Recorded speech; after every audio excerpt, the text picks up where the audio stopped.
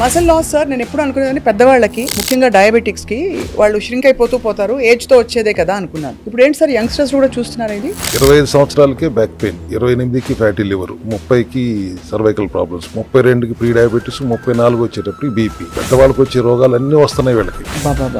పొద్దున్నే నిద్రలేగిస్తే ముందు కమోడ్ లో 2 గంటలు కూర్చుంటారు, ఆఫీస్ లో రోజంతా కూర్చునే పని చేస్తారు, రాత్రి పడుకుని రీల్స్ చూసుకుంటూ స్ట్రెయిన్ అంతా బ్యాక్ మీద పడుతుంది, మజిల్ వీక్ అవుతాయి, జాయింట్స్ ప్రాబ్లం వస్తుంది, నెక్ పెయిన్ ఉంటుంది అండ్ స్లోగా.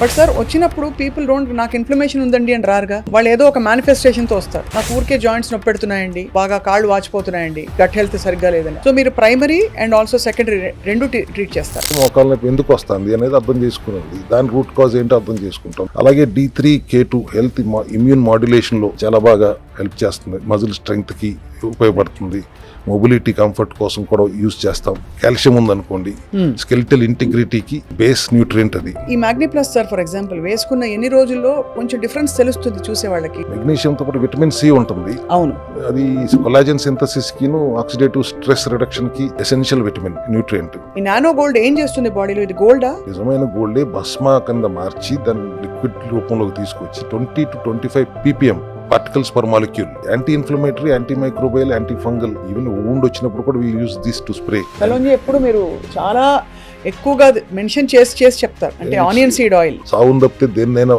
నయం చేయగల కెపాసిటీ దానికి ఉంది అనేది పురాణంలో రాసి ఉంది అండ్ జనరల్ గా కూడా అందరూ మాట్లాడుకునేదే. That's why we give lots of importance to that. ఇవన్నీ వాడటం వల్ల ఇన్ఫ్లమేటరీ పాత్వేస్ రెగ్యులేట్ అవుతాయి అండ్ బయో అవైలబిలిటీ కూడా పెరుగుతుంది.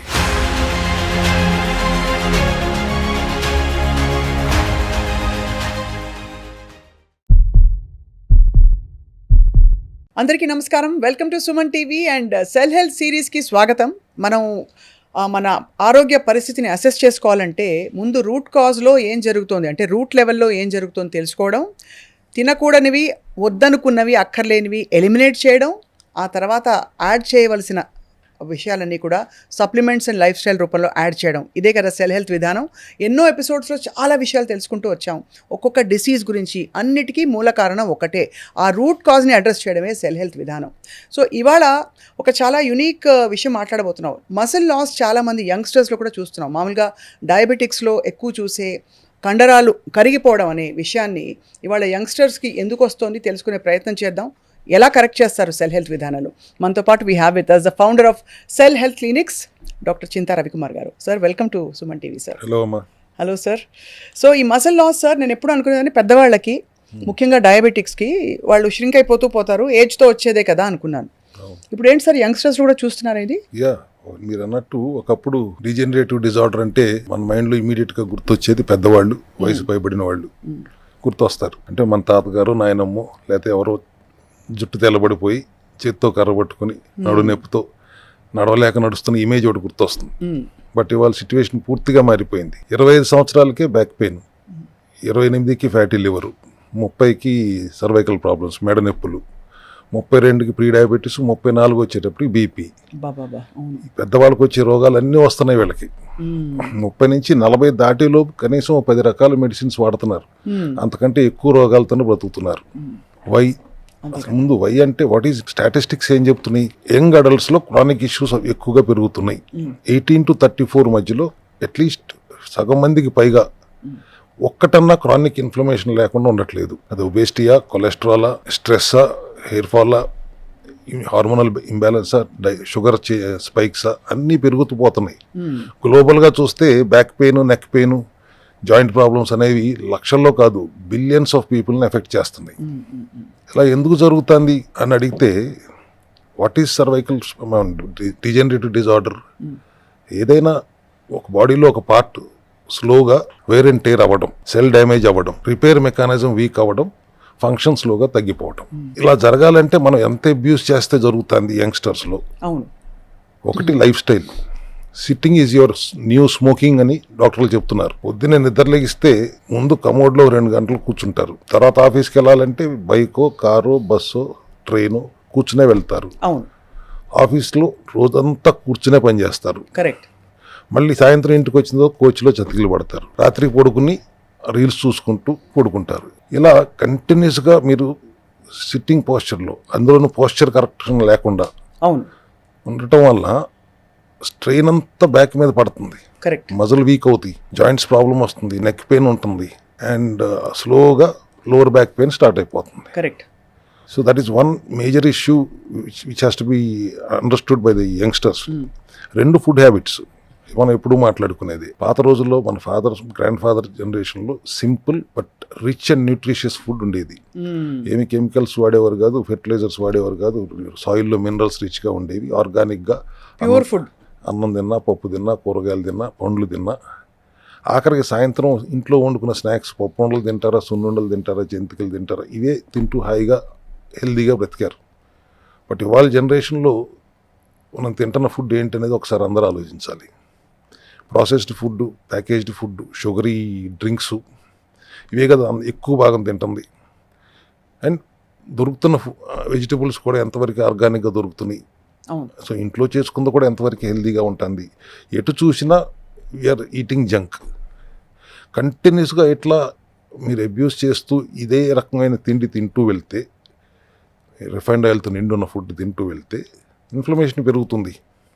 ఇట్లా ఇన్ఫ్లమేషన్ పెరిగే కొద్దీ ఏదో ఒక డిసీజ్ రూపంలో బయటపడుతుంది. అంతే కదా సార్. సార్, ఇన్ఫ్లమేషన్కి అసలు మార్కర్స్ ఎలా తెలుస్తాయి మనకి ఇన్ఫ్లమేషన్ ఉందని? టెస్ట్లో ఏమేమి చేస్తే మనకు అర్థమవుతుంది? టెస్ట్లు చేసినప్పుడు సిఆర్పిఓ, ఈఎస్ఆర్ఓ చేస్తే మనకు తెలుస్తుంది ఇన్ఫ్లమేషన్ మార్కర్స్ ఎంత ఉన్నాయని. ఇన్ఫ్లమేషన్ మార్కర్స్ పెరిగిపోయినాయి, అబ్నార్మల్గా ఉన్నాయి అంటేనే ఆల్రెడీ బాడీలో 60% డ్యామేజ్ జరిగిపోయినట్టు. సో మామూలుగా సార్, జ్వరం వచ్చినప్పుడు, ఇతర సమయాల్లో మనకి ఇన్ఫెక్షన్స్ ఉన్నప్పుడు కూడా పెరుగుతాయి, ఇవి ఇన్ఫ్లమేషన్ పెరుగుతుంది. కానీ అవేవి లేకుండా సిమ్టమ్స్, ఈ మార్కర్స్ పెరిగి ఉన్నాయంటే క్రానిక్ ఇన్ఫ్లమేషన్ బాడీలో ఉందని అర్థమా సార్? తిండి వల్ల వచ్చిన ఇన్ఫ్లమేషన్ అంటున్నాను నేను. ఓకే. ఆ తిండిలో ఏ ఏ పదార్థాలు స్పెసిఫిక్గా మనం పిన్ పాయింట్ చేసి చెప్పచ్చు సార్, దీనివల్ల ఖచ్చితంగా వచ్చి ఉంటుందని? ఒక 5-6 పదార్థాలు, మనం 5-6 పదార్థాలు మాత్రమే మంచిగా ఉంటాయి. మిగతా అన్ని మైదా దగ్గర నుంచి రిఫైన్డ్ ఆయిల్స్ దాకా ఎవ్రీథింగ్, మీరు తినే లేస్ అయినా, పొటాటోస్ అయినా, స్టార్చ్ అయినా, ఎవ్రీథింగ్ ఈజ్ ఇన్ఫ్లమేటరీ ఓన్లీ. అసలు బేసిక్గా ఇన్ఫ్లమేషన్ వచ్చిన తర్వాత బాధపడేటంటే ఎవ్రీ 6 months, సైన్స్లో ఏం చెప్తుంది, ఎవ్రీ 6 months బోన్స్ 10% రీజనరేట్ అవుతాయి. మీరు ఇటువంటి షుగరీ డ్రింక్స్ తాగి రీజనరేషన్ ఆపి డీజనరేట్ అయ్యేలా చేస్తున్నారు కదా. అంతే. And most important, sleep shortage. బాడీలో రిపేర్ జరిగేది బాడీ రెస్ట్లో ఉన్నప్పుడు. మీరు నిద్రపోకుండా రాత్రులు డొల్లుతూ స్క్రీన్ టైంలు లేకపోతే రీల్లో చూసుకుంటూ రాత్రినంతా నిద్రపోకుండా ఉంటే రిపేర్ ఎప్పుడు జరగాలి? నిద్రపోకుండా ఉండటం వల్ల స్ట్రెస్ హార్మోన్స్ ఎలివేట్ అవుతాయి, మళ్ళీ మీకు హార్మోనల్ ఇంబ్యాలెన్స్ వస్తుంది, బెల్లీ ఫ్యాట్ పెరుగుతుంది, షుగర్ స్పైక్స్ పెరుగుతాయి, ఇన్సులిన్ రెసిస్టెన్స్ వచ్చే అవకాశాలు ఉన్నాయి. నిద్రపోకపోవడం వల్ల ఇన్ని సమస్యలు వస్తుంటే ఇంకా రిపేర్ ఎప్పుడు జరుగుతుంది, ఎలా జరుగుతుంది? ఇంకా నెక్స్ట్ స్ట్రెస్. ఇది ఈ జనరేషన్లో ఇది కంపల్సరీ ప్యాకేజ్ అయిపోయింది. కెరీర్ స్ట్రెస్ అవ్వచ్చు, అప్పుల బాధలు అవ్వచ్చు, రిలేషన్షిప్ కన్ఫ్యూజన్స్ అవ్వచ్చు, ఫ్యామిలీ ఎక్స్పెక్టేషన్స్ అవ్వచ్చు, ఏమీ లేకపోతే సోషల్ మీడియా కంపారిజన్స్ అవ్వచ్చు. ఏదో ఒక రకంగా స్ట్రెస్ మోడ్లో అయితే ఉంటున్నారు. ఇలా కంటిన్యూస్గా స్ట్రెస్ హార్మోన్ని ఎలివేటెడ్గా ఉంచితే తొందరగా బీపీ పెరుగుతుంది, ఒబేసిటీ, బెల్లీ ఫ్యాట్ పెరుగుతుంది, ఇమ్యూనిటీ తగ్గిపోతుంది, అండ్ షుగర్ స్పైక్స్ పెరుగుతాయి. ఇది ఎవరికి అర్థం కాదా అంటే అందరికీ తెలిసిన విషయమే, కానీ they don't really take it seriously. అవును. అట్లాగే physical activity zero, sedentary life style. Download చేసుకుంటారు ఫిట్నెస్ రీల్స్, కానీ ఇంప్లిమెంట్ చేయరు. ఒకవేళ చేసినా ఒక వారం రోజులు చేస్తారు, ఆగిపోతారు. బాడీని కాన్స్టెంట్గా సిట్టింగ్ మోడ్లో ఉంచి సిస్టమ్ ముందు కూర్చుని పనిచేస్తూ పోతే, ఇలా కంటిన్యూస్గా మీరు అబ్యూస్ చేసుకుంటూ పోతే బాడీ సహకరించడం మానేస్తుంది. మజిల్ వీక్నెస్ వస్తుంది, జాయింట్ పెయిన్స్ వస్తాయి, నెక్ పెయిన్స్ వస్తాయి. So continuous abusing your body is another, without physical activity is another major reason for degenerative disorder. అసలు డీజనరేటివ్ డిజార్డర్ గురించి మాట్లాడుతున్నామంటే కంపల్సరీగా మాట్లాడుకోవాల్సిన subject obesity. Of course sir. అంటే ఒబేసిటీ అనగానే ఇన్సులిన్ రెసిస్టెన్స్ పెరిగిపోతుంది, హార్మోనల్ ఇంబ్యాలెన్స్ గురవుతుంది అని మాత్రమే మాట్లాడుకుంటాం. కానీ ఎక్కువగా ఓవర్ వెయిట్ వలన మోకాళ్ళ మీద పడే ప్రెషర్ గురించి చాలా తక్కువ మనం అర్థం చేసుకుంటాం. మీరు ఓవర్ వెయిట్ ఉన్నప్పుడు ఒక్కొక్క మోకాలు మీ బరువులో 40 to 60% మోస్తుంది. So when your obese, load అంతా మోకాళ్ళ మీద పడినప్పుడు జాయింట్స్ వేర్ అండ్ టేర్ జరిగి obviously it is going to degenerate faster. Degenerative డిజార్డర్కి one of the major cause is obesity. ఇంకొక స్క్రీన్ లైఫ్. ఇప్పుడు ఎంతసేపు ఆ స్క్రీన్ లైఫ్లోనే బతికేస్తున్నారు కదా. ఫోన్లో ఇంకా చూసుకుంటూ మీరు రీల్స్ చూస్తూ ఉంటేనే మెడ నొప్పి రాదా, ల్యాప్టాప్ మీద దాంట్లోనే మొహం పెట్టేసి చూసుకుంటూ పని చేస్తుంటే నడు నొప్పి రాదా? చాలా రకరకాల ఇంబ్యాలెన్సెస్లోకి వెళ్ళిపోయాం. సర్వైకల్ స్పాండిలైటిస్ అవనివ్వండి, లంబార్ స్పాండిలైటిస్ అవనివ్వండి, ఇవన్నీ రావడానికి major cause is your screen life only. So దీనికి తోడు మళ్ళీ మనం చేసే అలవాట్లు, ఆల్కహాల్ కానివ్వండి, స్మోకింగ్ కానివ్వండి, పొల్యూషన్ ఆఫ్ కోర్స్. అంటే స్మోకింగ్ మీకు బ్లడ్ వెజల్స్ని, ఆర్టరీస్ని ఎఫెక్ట్ చేస్తాయి. Alcohol may be giving load on the liver, but pollution is most important. Lungs మాత్రమే కాదు, టోటల్ బాడీ ఇన్ఫ్లమేషన్ పెంచేస్తుంది. ఓకే, పొల్యూషన్ వల్ల బాడీ ఇన్ఫ్లమేషన్ పెరుగుతుంది. తినే ఫుడ్ ఇలాంటివి ఎక్కువ కార్బోహైడ్రేట్ రిచ్, చాలా సింపుల్ కార్బ్స్, షుగర్స్ ఎక్కువ అయిపోవడం వల్ల, స్టార్చ్, రిఫైన్డ్ ఆయిల్స్, వీటి వల్ల ఫుడ్ పాయింట్ ఆఫ్ వ్యూ నుంచి ఇన్ఫ్లమేషన్ పెరుగుతుంది. బాగా ఒత్తిడి బాగా ఉంటే స్ట్రెస్ వల్ల ఇన్ఫ్లమేషన్ పెరుగుతుంది. సెడెంటరీ లైఫ్ స్టైల్ వల్ల పెరుగుతుంది. So are we saying sir that కొంత దీన్ని ఆఫ్సెట్ చేయాలంటే ఈ ఎక్సర్సైజ్ చేసుకుంటూ రెగ్యులర్ గా ఉన్న వాళ్ళకి ఇన్ఫ్లమేషన్ తగ్గుతుంది అనుకోవచ్చా? యా, ఇప్పుడు చూస్తున్న వాళ్ళందరికీ ఇన్ని సమస్యలు చెబుతున్నావు కానీ దీని పరిష్కారం ఉందా లేదా చెప్పవేంటి అని అడుగుతారు కదా. అదే మీరు అడిగారు. బికాజ్ ఇది మీరు చెప్పిన కండిషన్స్ అన్ని కామన్, 90% వ్యక్తులకి వర్తించేవి. సరే, కొంచెం ఎక్సర్సైజ్ చేసినా కూడా పొల్యూషన్ అయితే ఎవరు కంట్రోల్ చేసుకోలేరు.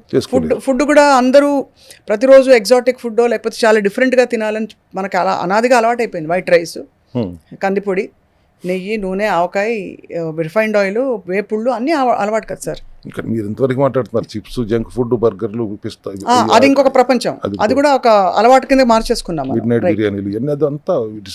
బట్ ఈ ఎర్లీ డీజనరేషన్కి సొల్యూషన్ ఉందా అని మీరు అడిగితే వై నాట్, అబ్సల్యూట్లీ ఉంటుంది. మనం చెప్పిన సమస్యలన్నింటినీ కరెక్షన్ చేసుకోవచ్చు. Physical movement, daily 30 minutes brisk walk చేయండి. వారంలో కొన్ని రోజులు స్ట్రెంగ్త్ ట్రైనింగ్ చేసుకోండి. Eat proper nutritional food, protein రిచ్గా ఉండేటట్టు, ఫైబర్ రిచ్గా ఉండేటట్టుగా ఆర్గానిక్గా ఉండేలా చూసుకోండి. 7 to 8 hours of quality sleep is compulsory. Weight management is something very essential. And then of course stress manage చేసుకోవాలి. అట్లా చెప్పినంత తేలిక కాదండి. అంటే either you do meditation or spiritual awareness ఉండండి, లేదంటే ప్రాణాయామం చేసుకోండి, బ్రీతింగ్ ఎక్సర్సైజ్ చేసుకోండి. But somehow you come out of the physical stress. Oxidative stress నుంచి బయటికి రావడానికి మైక్రోన్యూట్రియన్స్ వాడతాం, హెల్ప్ చేస్తాయి. బట్ ఫిజికల్ స్ట్రెస్ నుంచి బయటికి రావాలంటే it is your mind set. Right.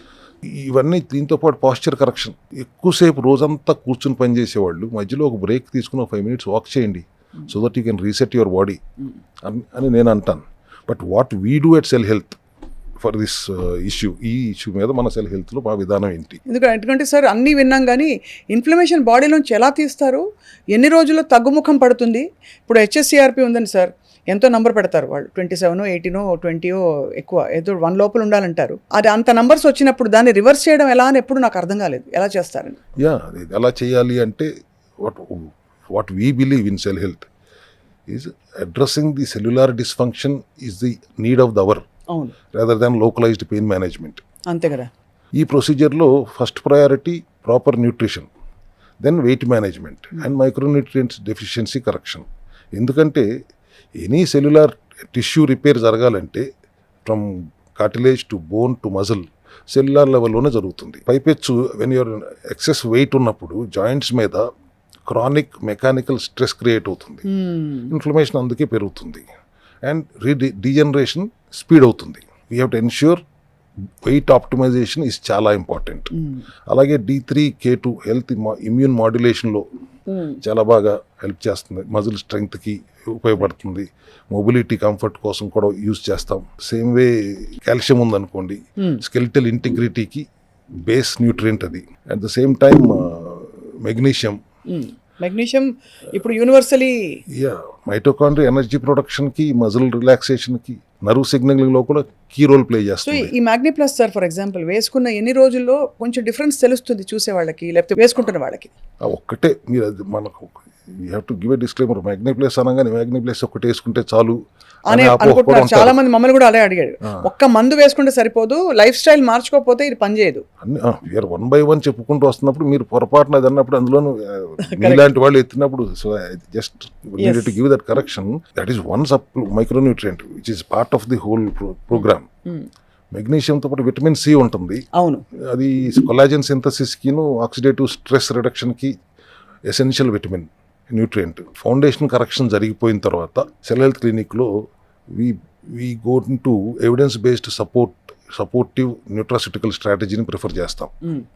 For example nano gold 10 ml సబ్లింగ్వల్గా తీసుకుంటూ, or at the same time కొలోంజీ, black seed oil capsules and curcumin in combination with piperine inflammatory పాత్వేస్ని regulate చేయడానికి. ఈ nano gold ఏం చేస్తుంది బాడీలో? ఇది గోల్డా?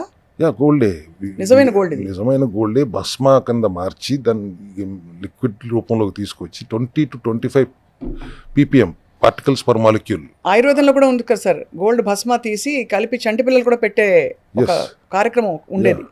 Man is born with golden spoon అని ఆ పాత రోజుల్లో అనేవారు, కానీ దాంట్లో సైంటిఫిక్ రీజన్ కూడా ఉందని దీన్ని స్టడీ చేసినప్పుడు మాకు అర్థమవుతుంది. అవును. So anti inflammatory, anti microbial, anti fungal, and even wound వచ్చినప్పుడు కూడా we use this to spray. So nano gold is one of the best anti inflammatory product అని నేను అనుకుంటున్నాను. రోజుకి 10 ml వేసుకోవాలి సార్. అది 10 ml or 20 ml based on the requirement. Kalonji ఎప్పుడు మీరు చాలా ఎక్కువగా మెన్షన్ చేసి చెప్తారు. అవును, అంటే onion seed oil. Onion seed oil సాగుని తప్పితే దేన్నైనా నయం చేయగల కెపాసిటీ దానికి ఉంది అనేది ఖురాన్లో రాసి ఉంది. అండ్ జనరల్గా కూడా అందరూ మాట్లాడుకునేదే. That's why we give lots of importance to that. So ఇవన్నీ వాడటం వల్ల ఇన్ఫ్లమేటరీ పాత్వేస్ రెగ్యులేట్ అవుతాయి అండ్ బయో అవైలబిలిటీ కూడా పెరుగుతుంది. క్రాండియన్ సల్ఫేట్ అని we use that for bone matrix support చేయడానికి, కార్టిలేజ్ మ్యాట్రిక్స్ సపోర్ట్ చేయడానికి, జాయింట్స్ ఫ్లూయిడిటీ పెరగటానికి ఉపయోగిస్తాం. వావిలాకు లాంటి ట్రెడిషనల్ బొటానికల్ సపోర్ట్ని కూడా జాయింట్ రెసిలెన్స్ కోసం, ఇన్ఫ్లమేటరీ బ్యాలెన్స్ కోసం ఇంటిగ్రేటివ్ మోడల్లో కన్సిడర్ చేస్తాం. వీటితో పాటు మీడియం చైన్ ట్రైగ్లిజరైడ్స్, ఎంసిటీస్, ఈ MCT shorts instant cellular fuel మైటోకాండ్రియాకి సపోర్ట్గా చాలా ఉపయోగపడుతుంది. ఎస్పెషలీ ఫెటీగ్ అండ్ మెటబాలిజం స్లోగా ఉన్న వాళ్ళకి ఇంకా చాలా బాగా ఉపయోగపడుతుంది. Right. Ultimately we'll land up at collagen. అందరికీ ఇప్పుడు చాలా పెద్ద హిట్ అయిన ఒక సప్లిమెంట్ ఇది. Collagen marine peptides tissue rebuild చేయడానికి, కనెక్టివ్ టిష్యూస్ రీబిల్డ్ చేయడానికి, కార్టిలేజ్ సపోర్ట్కి కాకుండా టెండన్ స్ట్రెంగ్త్ కూడా బాగా ఉపయోగపడుతుంది. సో ఈ విధంగా రికవరీ ప్రాసెస్లో collagen plays a vital role. Collagen గురించి మనం చాలాసేపు మాట్లాడుకున్నాం. It's not only joint health, heart health కూడా చాలా బాగా ఉపయోగపడుతుంది, apart from skin and hair and nails. But here in this context, degenerative కాంటెక్స్ట్లో, this is useful for your tendon strength, tissue rebuilding and also cartilage support. అసలు cell health క్లినిక్స్లో we don't isolate ఈ degenerative disorder as a single isolated డిజార్డర్గా కాకుండా, it is cell energy plus inflammation plus nutrient deficiency plus structural wear, ఈ కాంబినేషన్లో చూస్తాం. కాబట్టి personalised nutrition and targeted supplementation, movement therapy, sunlight exposure, life style correction, ఇవన్నీ కలిపి చేస్తాం. కాబట్టి రిజల్ట్ చాలా ఫాస్ట్గా వస్తుంది. Why we can make people come out of this degenerative disorder so easily. So మనం చెప్పే muscle loss is actually degenerative disorder. Sarcopenia. ఇప్పుడు ఈ మసిల్ లాస్, దానికి సంబంధించిన ఇతరత్ర సైడ్ ఎఫెక్ట్స్ కూడా ఇప్పుడు యంగ్స్టర్స్ లో కూడా చూస్తున్నారు. అక్కడే కదా సార్ మొదలవుతుంది మనకి ప్రాబ్లమ్ స్టేట్మెంట్. అంతే. బట్ సార్ వచ్చినప్పుడు పీపుల్ డోంట్, నాకు ఇన్ఫ్లమేషన్ ఉందండి అని రారుగా. వాళ్ళు ఏదో ఒక మేనిఫెస్టేషన్తో వస్తారు. నాకు ఊరికే జాయింట్స్ నొప్పి పెడుతున్నాయండి, లేదు ఇంకేదో బాగా కాళ్ళు వాచిపోతున్నాయండి, ఇంకేదో ఇన్ఫ్లమేషన్, వేరే గట్ హెల్త్ సరిగ్గా లేదని వస్తారు కదా సార్. సో మీరు ప్రైమరీ అండ్ ఆల్సో సెకండరీ రెండు ట్రీట్ చేస్తారు సైమల్టేనియస్లీ. వచ్చినప్పుడు అతను చెప్పింది, హీ ఆర్ షీ వాళ్ళు చెప్పిందే మేము డైరెక్ట్గా తీసుకోం కదా. We diagnose, ultimately hour doctors have to proper diagnose చేయాలి. వాడు చెప్పిన ప్రాబ్లం కాకుండా రూట్ కాజ్ ఎక్కడుందనేది డయాగ్నోస్ చేయగలుగుతామే కదా సెల్ హెల్త్ ఒక్క అచీవ్మెంట్ ఇక్కడ. అంతే కదా. మీకు ఏదో మోకాలు నొప్పితో వచ్చానండి, నాకు ఎన్ని మోకాలు నొప్పి పుడుతుంది అంటే మోకాలు నొప్పి ఎందుకు వస్తుంది అనేది అర్థం చేసుకునేది. దాని రూట్ కాజ్ ఏంటో అర్థం చేసుకుంటాం, దాన్ని కరెక్ట్ చేస్తాం. ఇప్పుడు దాకా నేను చెప్పిన విధానం అంతా కూడా root cause correction, inflammation correction. Inflammation correct అవ్వాలంటే రూట్ కాజ్లోకి వెళ్ళి కరెక్ట్ చేస్తాం. ఆర్గన్ లెవెల్లో ట్రీట్మెంట్ చేయకుండా సెల్యులార్ లెవెల్లో కరెక్ట్ చేస్తే everything will fall in place అనేది. ఇప్పుడు మనం ఎంత కాదండి, అసలు పిల్లలు కదా, యంగ్ అడల్ట్స్ ఈ ప్రాబ్లంలో ఫేస్ వస్తుంది. ఫైనల్గా నేనేం చెప్పగలుగుతానంటే, age is not your guarantee card. మీ ఏజ్ మిమ్మల్ని ప్రొటెక్ట్ చేయదు, మీ అలవాట్లే మిమ్మల్ని ప్రొటెక్ట్ చేస్తాయి. చాలా మంచి మాట సార్ ఇది. డీజనరేటివ్ డిజార్డర్ సడన్గా రాదు, మీ డైలీ బ్యాడ్ హ్యాబిట్స్ వల్ల స్లోగా డెవలప్ అవుతుంది. బాడీని లైట్ తీసుకోబాకండి, ఎనర్జీని అబ్యూస్ చేయబాకండి. ఓల్డ్ ఏజ్లో కంఫర్టబుల్గా ఉండాలంటే యంగ్ ఏజ్లో చాలా you have to be more జాగ్రత్తగా ఉండాలి, మోర్ రెస్పాన్సిబుల్గా ఉండాలి. To be comfortable in the old age, you be responsible in the young age. Cell health clinic రండి, మా డాక్టర్స్ అందరూ will sit with you, will counsel you, will tell you how to మనం convert your oxidative stress నుంచి బయటకు రావాలంటే ఏం చేయాలి, ఏం మైక్రోన్యూట్రియంట్స్ వాడాలి, ఆహార విధానంలో మార్పులు ఏం చేసుకోవాలి, జీవనశైలిలో మార్పులు ఎలా చేసుకోవాలి, ఇవన్నీ కూడా it's just not a treatment, we counsel them, we treat them and by counselling making them understand అసలు నీ ప్రాబ్లం ఏంటని అర్థం చేసుకున్న తర్వాత ఇప్పుడు ఇన్ని సమస్యలు చెప్పుకొచ్చాము, ఎన్ని ఎవరికైనా తెలియని కాదు కదా, మరి పట్టించుకోరు వాళ్ళు అంతే. అంటే మన దాకా రాదనుకుంటారు సార్ చాలా వరకు. అండ్ అది మేనిఫెస్టేషన్ వరకు వెళ్ళిపోయి రూట్ కాజ్ దెబ్బతింది, అదేదో ఒక అవయవం దెబ్బతిందో లేకపోతే ఫ్యాటీ లివర్ వచ్చిందో కాళ్ళ నొప్పులు వచ్చాయో అది మేనిఫెస్ట్ అయ్యి మేనిఫెస్ట్ అయినప్పుడు కూడా ఫస్ట్ ప్రోటోకాల్ ఏంటి, ఇంట్లో తెలిసిన మందులు వేసేసుకుంటారు. నెక్స్ట్ ఇంకా అసలు భరించలేమనే పరిస్థితి అప్పుడు వెళ్తారు డాక్టర్ దగ్గరికి. ఇంకా అప్పటికి it's very very late many times. అంతే, అది అంత దూరం తెచ్చుకోకుండా ముందు జాగ్రత్త పడతాం ఏంటి, ప్రివెంటివ్ దిశగా ఎలా చేయాలి అనే దాని మీద ఫోకస్ పెట్టాలి ప్రతి ఒక్కళ్ళు. ఇన్ని రోజులుగా ఇన్నిసార్లు మనం మాట్లాడుకుంటే ఎంతో కొంత అవేర్నెస్ అయితే క్రియేట్ అయ్యిందని నేను అనుకుంటున్నాను. So because the way we are seeing people coming in to our clinic వచ్చి the way they are asking అసలు రూట్ కాజ్ ఏంటి, ఇది ఒక పెద్ద మన అందరిలోనూ ఊత పదంలాగా what is the root cause for my problem అంటున్నారు, కానీ ఏం వాడాలి అని అడగటం తగ్గిపోయింది. They want understand their own system. That's the best part of what we have achieved in this all these episodes. మొన్న ఒక పేషెంట్ మాట్లాడుతుంటే చెప్పాడు, అదే అతనికి చాలా నీరసంగా ఉండేది, ఇక్కడి నుంచి అక్కడ అడుగు వేయడానికి కూడా ఎనర్జీ ఉండేది కాదు, ఎలా కరెక్ట్ అయ్యి అతను నార్మల్ అయ్యాడు, అతని HbA1c ఎలా రివర్స్ అయింది, ఇవన్నీ కూడా చెప్పుకుంటూ వచ్చాడనమాట మాకు మేము పలకరిస్తే. సో వాళ్ళకు కూడా ఆశ్చర్యం, ఇది ఒక కొత్త విధానం అని చెప్పి. ఎందుకంటే వేరే అంటే ఇతరత్ర మందులు విత్ డ్యూ రెస్పెక్ట్ అవి సిమ్టమ్స్ సప్రెస్ చేస్తాయి తప్ప మళ్ళీ అది రాకుండా ఉండే ఇన్సైడ్ మెథడాలజీని అడ్రస్ చేయవు. సిమ్టమ్ అడ్రస్సింగ్ అంటే allopathy. Let me be straight on that. And life of science అంటాం ఆయుర్వేదాన్ని, బట్ వాళ్ళు దొరికే as a told you source of the raw material is also is very చాలా పొల్యూట్ అయిపోయి ఉంది కాబట్టి the kind of medicines they are making also అంత ఎఫెక్టివ్గా ఉండట్లేదు. But nothing against anything. Allopathy is only emergency God అంటాం, cell health is emergency రానివ్వకుండా చూసుకుంటానికి ప్రయత్నం అంటాను. అంతే కదా సార్. సో అయితే మొత్తానికి మీరు IT ఎంప్లాయీస్ అవ్వచ్చు, లేదు ఏ ప్రొఫెషన్లో ఉన్నా కూడా మీ లైఫ్ స్టైల్ని బట్టే మీ నెక్స్ట్ 10-20 ఇయర్స్ డిసైడ్ అవుతాయి. కాబట్టి తప్పకుండా ఇప్పుడే ఆరోగ్యాన్ని చేతుల్లోకి తీసుకుని ముందు డీజనరేటివ్ డిజార్డర్స్ అర్లీగా రాకుండా కాపాడుకునే బాధ్యత మీ ఉంది. మరిన్ని విషయాలు తెలుసుకోవాలంటే స్క్రీన్ మీద ఉండే నంబర్కి కాల్ చేసి బుక్ కన్సల్టేషన్, రివ్యూ చేసుకోండి, స్కాన్ చేసుకోండి మీ ఆరోగ్యం ఎలా ఉందని చెప్పి at cell health clinics. Sir thank you very much. నమస్తే. Thank you.